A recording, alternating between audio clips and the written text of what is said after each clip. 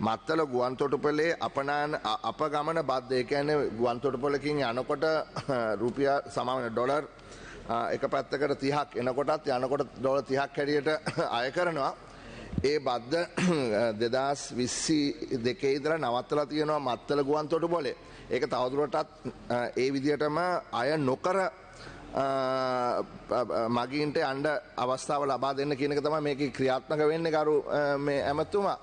හැබැයි දැන් මෙතන ප්‍රශ්නේ තියෙන්නේ මත්තල ගුවන්තොටුපළ පිළිබඳව මම හිතන්නේ ප්‍රතිපත්තිමය තීරණයක් ගන්න වෙයි. මොකද සෑහෙන ලොකු ණයක් අරගෙන තියෙනවා. ලොකු වියදමක් තියෙනවා. ලොකු ණය ගෙවීමේ කටයුත්තකුත් තියෙනවා.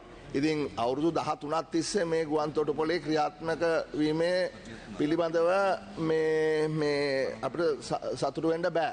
ඉතින් අපි ඒ සම්බන්ධයෙන් හොයා බලන්න කියලා නිර්දේශ කරා. දෙවෙනි එක තමයි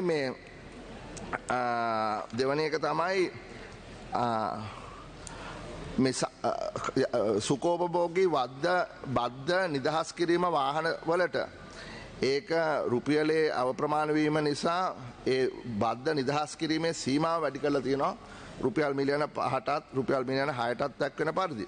අවසාන වශයෙන් මට කියන්න ඕනේ කාරණාව තමයි මේ ඉලෙක්ට්‍රික් වෙහිකල් වලට ගහලා තියෙන බද්ධ පෙට්‍රෝල් හෝ ඩීසල් වලට ගහලා තියෙන බද්දත් එක්ක සාපේක්ෂව සසඳනකොට CIF වැලියු එකත් එක්ක ඉලෙක්ට්‍රික් වෙහිකල් වලට ගහලා තියෙන බද්ද මදි කියලා ඉලෙක්ට්‍රික් වෙහිකල් වලට ගහපු බද්ද යම්කිසි විදිහකට වැඩි කිරීමක් තමයි මෙතන සිද්ධ වෙන්නේ.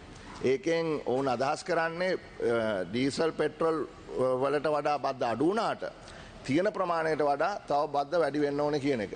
ඒක තමයි මේ තුන්වෙනි මේ නියමයෙන් එකඟ වෙලා තියෙන මුදල් කාර්ක සභාව. බොහොම ස්තුතියි.